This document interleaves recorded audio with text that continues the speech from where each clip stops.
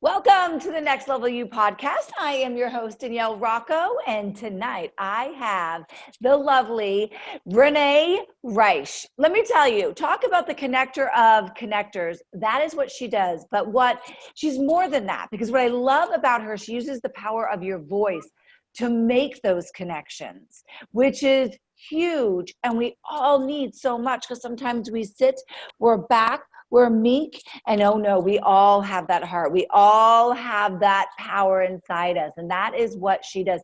I mean, along with motivational speaking, hosting a red carpet, one-on-one coaching. I mean, you name it, this chick can do it. How are you today? It's so good to see you. Oh, I'm great, Danielle. How are you? I'll give you a virtual hug over the line. Yes, always, always.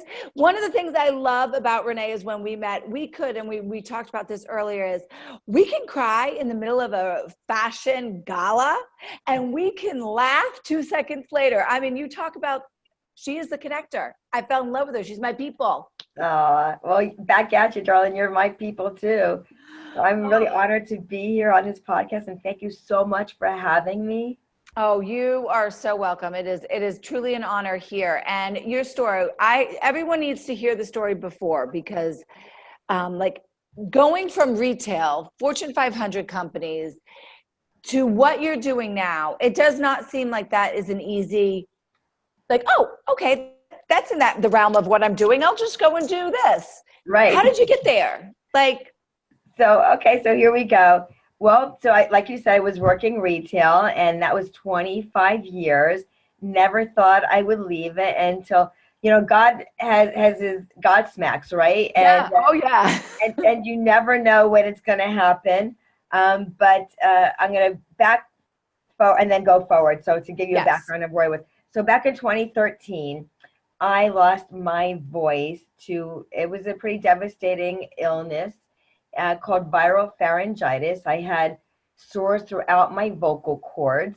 It was the Christmas season in retail. So imagine, like I was a manager there. So you're burning the candles at both ends, working late nights, early mornings, really, really tough time in retail for anybody that's worked retail when it's the Christmas holiday season.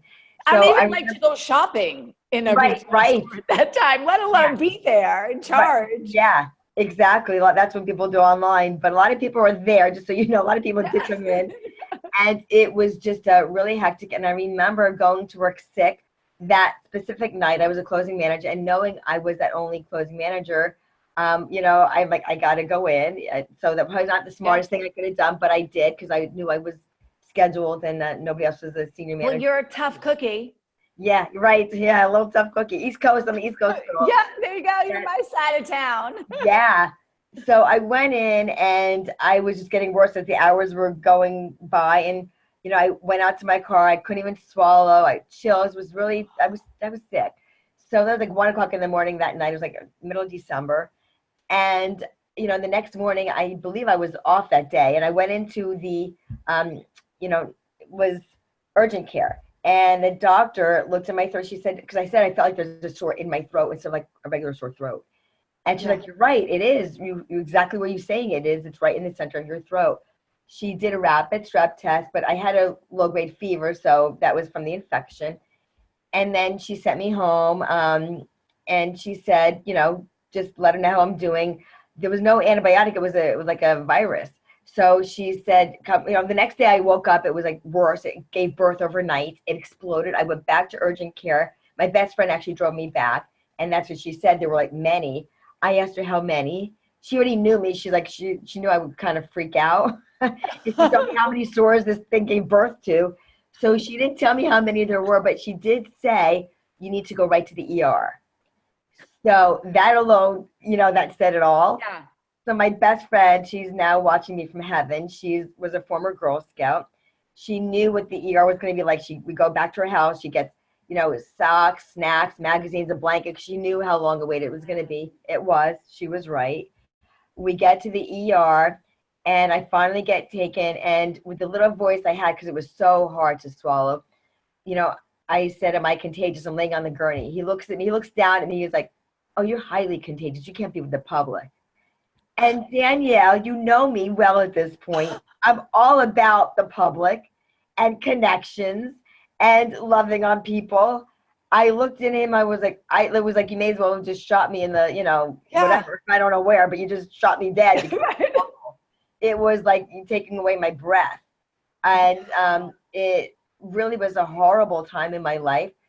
So I ended up being a prisoner in my own home, in my own body, could not see my parents, could not speak with them, could not speak or see anybody. Like just the four walls is what was. Yeah. Could you talk even, or was it so painful that there was There no was voice? no voice. It wasn't a matter of laryngitis. It was a matter of viral pharyngitis, which took away my ability to speak. So if you were to swallow, and I said, here, take this handful of razor blades and steak knives. And I said, every time you swallow, I want you to swallow these. That's what it felt like. Oh my gosh. I've never How swallowed. did Yeah, yeah, yeah. How does this even happen? I've never even heard of something like this. I never heard of it until he told me the name of it. Never experienced it until then. Most people have had laryngitis or sore throats, Right. but this was like to the 10x degree. Well, I just couldn't even understand what this virus was and how did I contract it. And the doctor she didn't even know. She didn't know, how do you get that?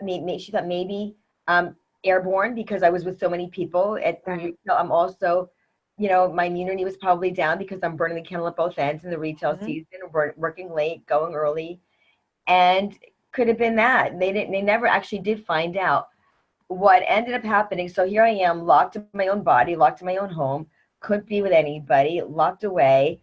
And I got really super depressed because that was like, people to me are like water to a plant. Yeah. So I was like, it was really tough. And Oh. it was like nothing around me, nothing to water me, right? There was no, I couldn't even swallow. And So, no, but you could even have like the comfort of people because you were contagious. So you yes, couldn't even have that like physical body connection. nothing, absolutely nothing. It, I don't, yeah, I can't, I don't know how I would survive. you know what, I'm going to tell you, it was by the grace of God and the Mhm. grace of my best friend is how I survived. So my best friend would come to me, and I'm Jewish and I kept kosher at the time, and she would make like she cooked a kosher chicken in her home. She made everything that and she brought me like magazines, and she brought me Jello, and she brought me soup, anything that she thought I could swallow because I was losing weight. I'm a slender person to begin with. You're a teeny tiny peanut. Yeah, Teeny well, tiny peanut. teeny tiny peanut was even less teeny tiny. It was yeah, because when you can't swallow your own saliva, and I'm going to be a little graphic. This is a little. Yeah, no, go for it. I ended up having to spit out my own Yeah. saliva. Well, that's what I was thinking when you were like swallowing. I'm like, I would spit. I would just like, Because I would cry. The pain was yeah, so excruciating that the lesser of the evils was to spit out what was in the saliva. yeah. Because the tears, I would like jump up and down on my carpet and just swallowing. And I was like, oh my God, the pain was so horrid. Just, it was Yeah. yeah, nothing I'd ever experienced, and never, like you don't even wish it on your worst enemy. And I don't, it's just that horrible. And so my best friend would come up with a mask on because I couldn't be, so she would Yeah. drop off in a bag. She would drop off, some food. And when you can't swallow your own saliva, it was hard to swallow anything. But my love for her was stronger than the pain that I felt. And I knew I needed some nourishment. I tried to muster down whatever little food I could.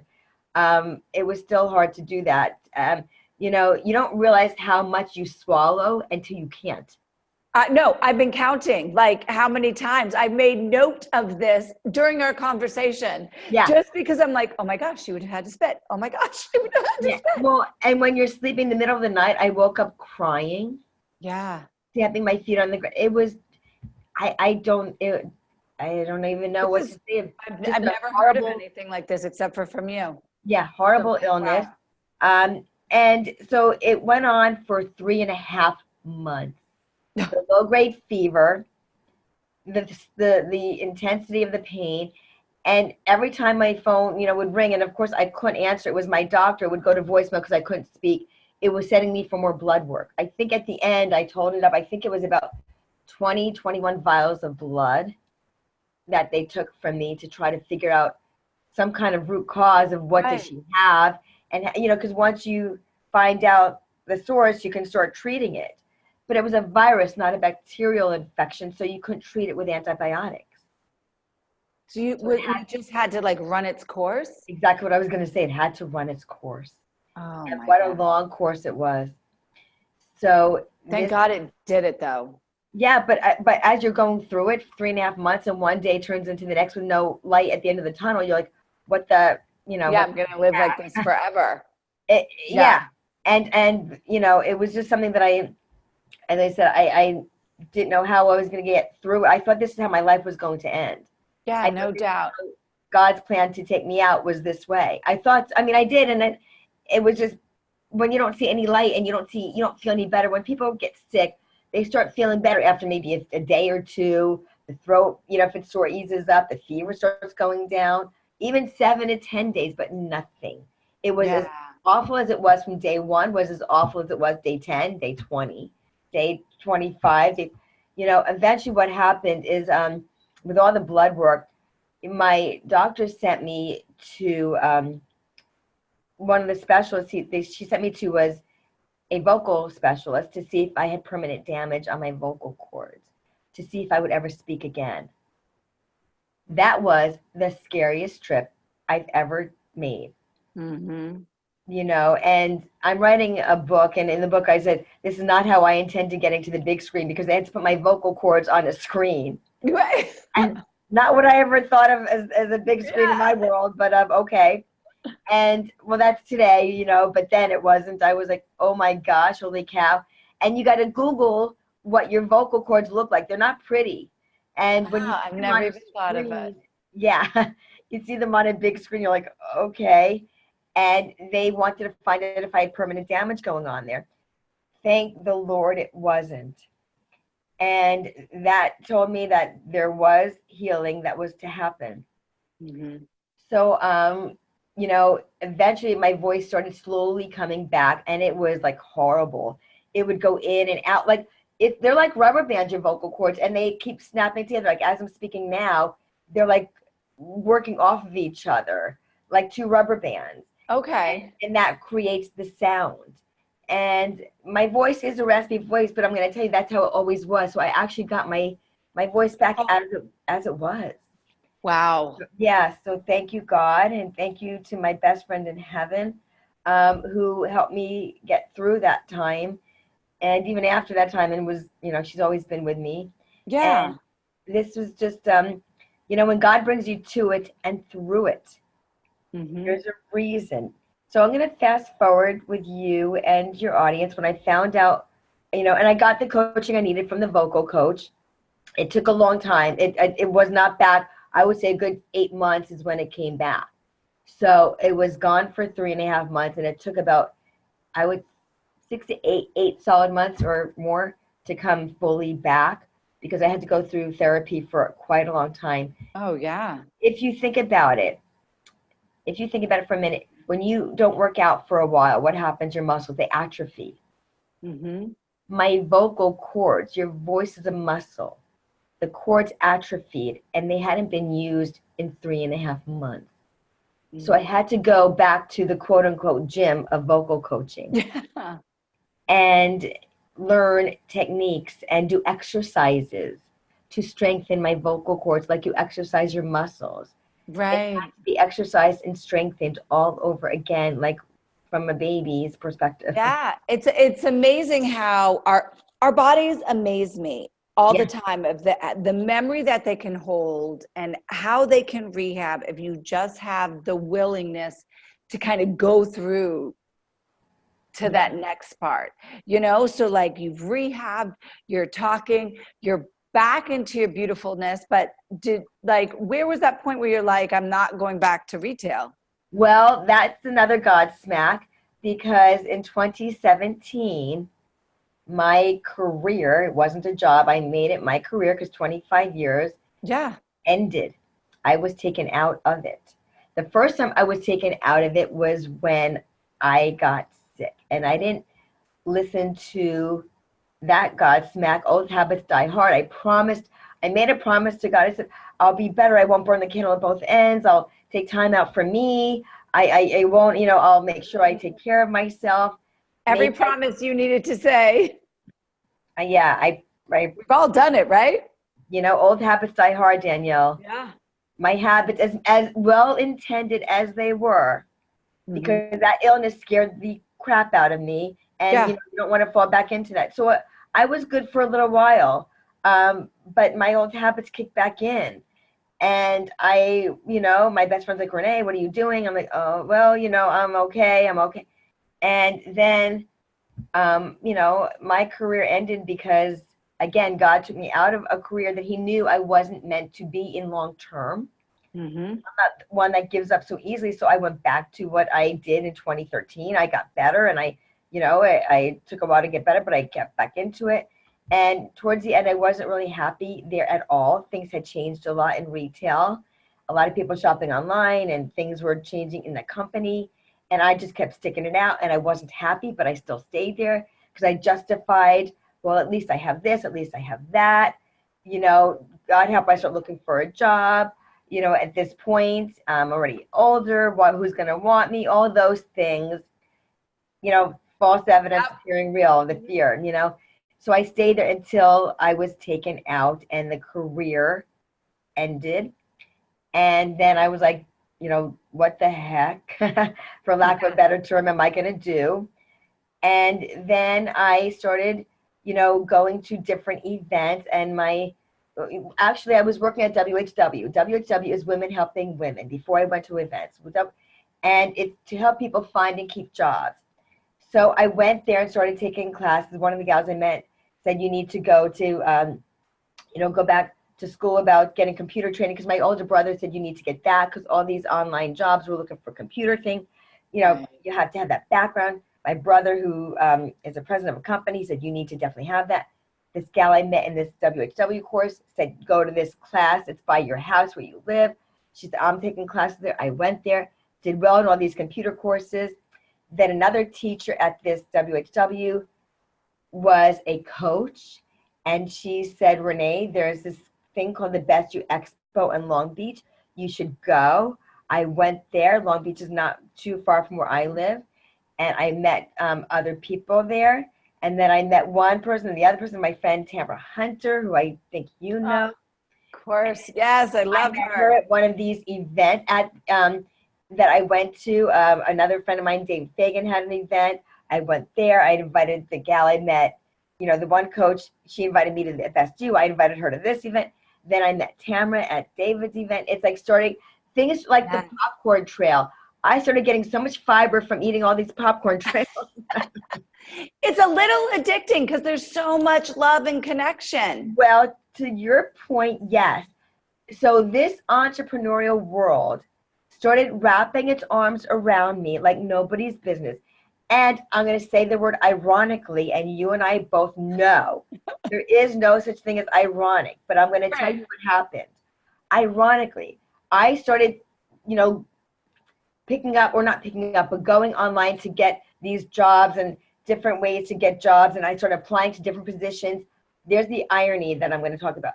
I got turned down from all of these positions, whether they were retail, or most of them were retail. I'm thinking, I know retail. It has a different marquee on the outside. I could do this stuff with my eyes closed.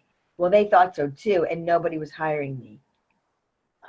I never got hired with all of this retail experience, 25 years of being an associate, and then a specialist, and then a manager. Nobody hired me because I was so qualified. One of the positions said, you could run this place. Why are you applying here? I'm like, oh my goodness. But meanwhile, as I kept still applying, I kept also going to these events, and more people that it's almost like the red carpet was rolling out for me. I'm like, are you kidding me? How is this possible? I've never done it. I've never been an entrepreneur. I don't even know these people. But they all resonated with me as I did with them. They wrapped their arms around me, including you, madame, big time. And it was like, how is this happening? This is all new to me. The thing I knew best for 25 years, a quarter of a century, was closing the doors, slamming down. Yeah. And this other world was opening up with the arms wide open and hugs and kisses. And, like, how is that possible? I've never done this. How are these people welcoming me? And why would they when they don't know me? But Right. it didn't matter. They got to know me. Mm-hmm. And they got to see me in person and authentically being me. And I got to use my voice as opposed to the voice that I was using in a position that I wasn't really, that I thought I was meant for, but God had another Right. plan. And then, I kept going to these events. I kept meeting more people. And then at one of these events was, we know Al and Raquel, Al Harris. Yes. And then they were at one of them and they started going to their events. I'm like, oh my gosh. And, it's like you start meeting people. Then I'm on Facebook and then, I'm on Instagram and then people are seeing me out there. And then I'm doing, then I was part of Allison Larson's speaking coalition. And I went to her speaking coalition and then I was part of that. And then she gave a Facebook Live, 5 days through Facebook Lives. I'm like, what do you mean Facebook Live? I've never gone on Facebook. Well, it was a challenge. I'm like, I see other people on Facebook Live. That's not me. I can't do that. I'm like, well, I was in this group.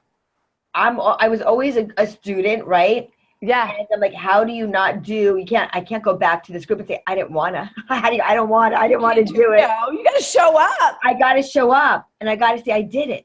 So I did all these other summits, and I saved that one for last, and I did those 5 in 5 days, and I just put that live button on, and here I go, and I did it, and I showed up, and I just, yeah, and then. So she's an angel in my life as well. Allison Larson, if you don't know her, you got to look her up. She's awesome. And David and all these wonderful people. And then I over like the last few months, I got to speak at Sammy Dressy's event in San Diego. He said, Renee, I'd love you to speak here. I'm like, okay. And, these opportunities keep opening. And the more you are open to the universe and what's possible, the more opportunities open.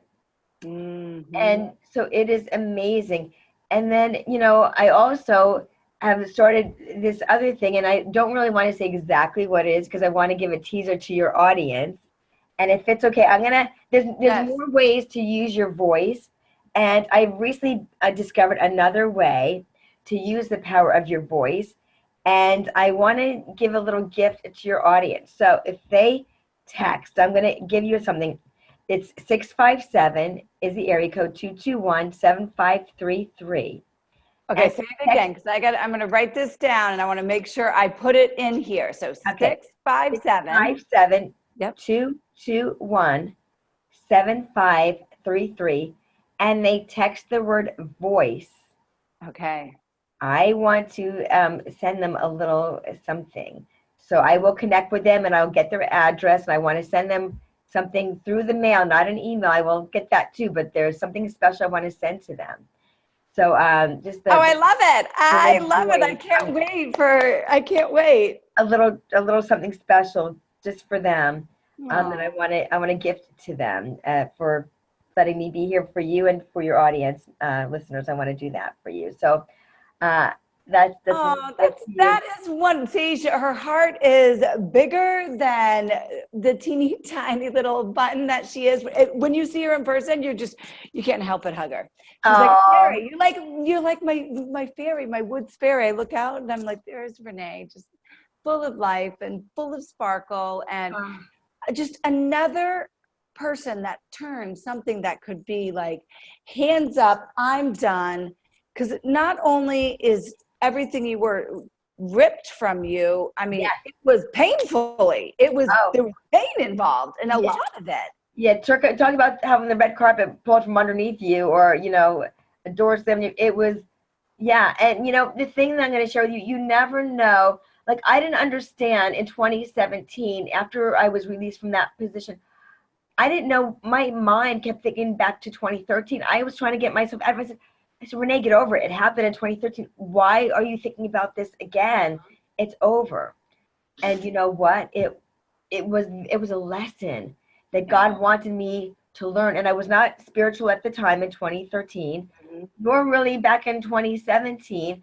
But I don't know the lesson. I was just the last couple of years, but I am so spiritual now. It's crazy.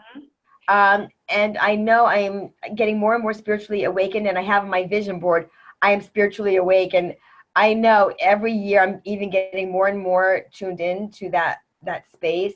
I feel very much aligned with that, with being spiritual right now.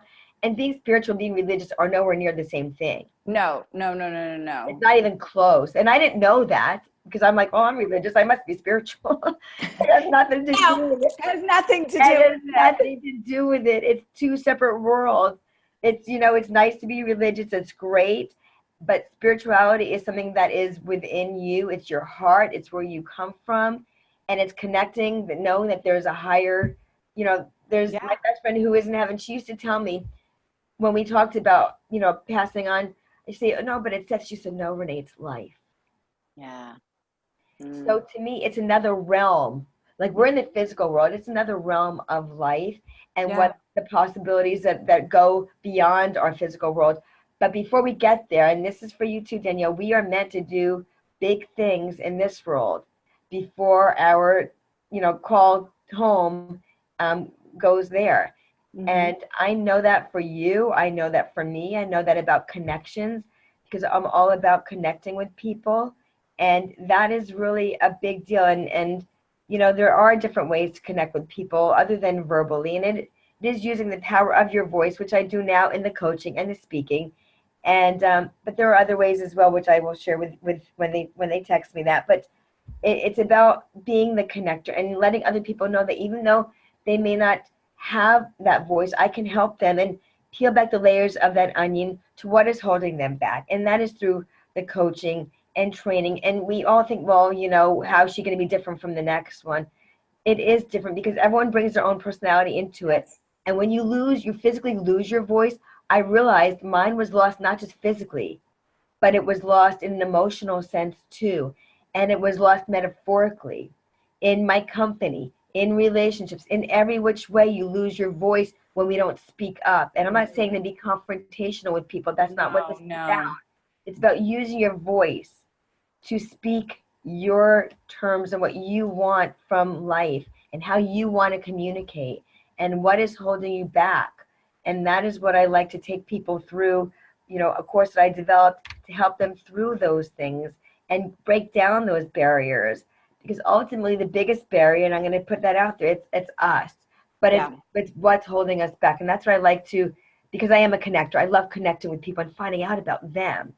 And through that conversation and through that phone call, and, anybody that wants to contact me, I will give them a free 30-minute consultation. I would love to speak with them, to find out about them. Yeah. It's not about me, it's about them. The only piece that's about me is me being the vessel for those to bring it. That's all it's about. That is why I wanted to have you come in, tell your story, how powerful it is. I mean, I've seen you, I've seen the work of people when they do achieve their voice. And you said it so perfectly. What makes you different?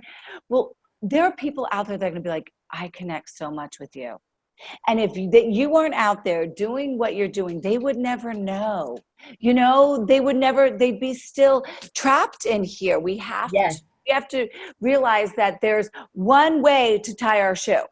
There actually is, there's many ways to put on pants. We don't do it the same way. Right. Find the way that works for you. Find that person that, that you mesh with and connect with. And that is what I wanted to bring tonight. And you brought it. You shared your story, your love, your passion. I think everybody here knows. And I cannot wait for the future. I cannot wait to see you in a couple months. It'll be a couple months when I'm back there, but you have my heart. And I want to thank you so much for coming. And I'm going to put all of this in the little notes underneath. So where to text for your free gift, and how to get in touch with her, how to follow her. It'll all be there. And you got my Facebook, Instagram, LinkedIn. I am out there. I am just out there for others, to give, to serve, to share, and to help as much as I can and whoever I can. Yeah. And I love it. Thank you so much. And for everybody else out there, we will see you on the other side. Love you, Danielle. Thank you. Love you. Bye.